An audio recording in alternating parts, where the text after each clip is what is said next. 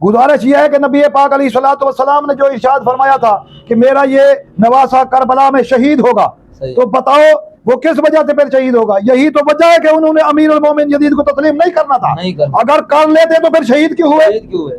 علامہ مولانا قاری محمد رمضان چشتی صاحب ببانگ دہل علل اعلان اور کھلی کچہری کی طرح فضل احمد چشتی صاحب کو للکار رہے ہیں اور ان کے جھوٹے دعووں پر ان کو گرفت کر رہے ہیں، تو آج ایک اور ان کا جھوٹ جو ہے وہ پکڑا گیا ہے۔ اور حضرت علامہ مولانا قاری رمضان چشتی صاحب، میں آپ سے پوچھنا چاہوں گا، اس نے ایک ویڈیو کے اندر کہا ہے کہ امام حسین رضی اللہ تعالی عنہ جو ہے انہوں نے یزید کو امیر المومنین مان لیا تھا، اور وہ تو کہہ رہے تھے کہ بھئی مجھے یزید کے پاس لے چلو اور میں جو ہے اس کے ہاتھ پر جو ہے وہ بیعت کرنے کے لیے بھی تیار ہوں۔ تو یہ کیا واقعی امام حسین نے امیر المومنین مانا تھا یزید کو؟ نہیں مانا تھا۔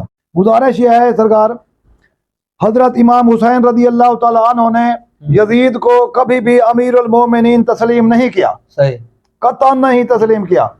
مفتی فضل احمد چشتی صاحب اگر اپنی بات میں سچا ہے تو پھر وہ احناف کی کسی مستند کتاب سے، کسی سنی عالم دین کی مستند کتاب سے یہ ثابت کرے کہ کس کتاب میں لکھا ہے کہ حضرت امام حسین رضی اللہ عنہ نے یزید کو امیر المومنین کہا معاذ اللہ۔ تو وہ کتاب تو دکھا رہا ہے سامنے، کتاب دکھا نہیں، وہ شیعہ کی کتب ہیں، وہ شیعہ کی کتب دکھا رہا ہے کہ شیعہ کی کتابوں میں لکھا ہے۔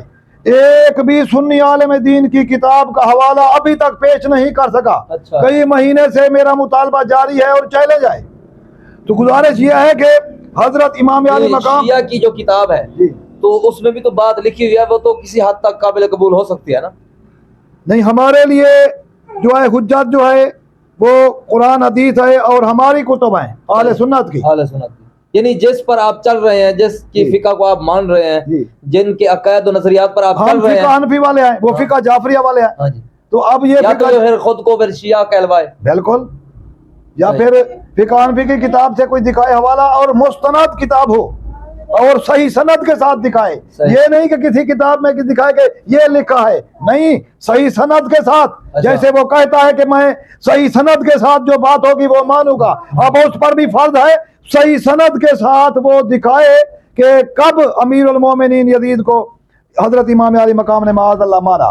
گزارش یہ ہے کہ نبی پاک علیہ الصلوۃ والسلام نے جو ارشاد فرمایا تھا کہ میرا یہ نواسہ کربلا میں شہید ہوگا، تو بتاؤ وہ کس وجہ سے پھر شہید ہوگا؟ یہی تو وجہ ہے کہ انہوں نے امیر المومنین یزید کو تسلیم نہیں کرنا تھا، اگر کر لیتے تو پھر شہید کیوں ہوئے؟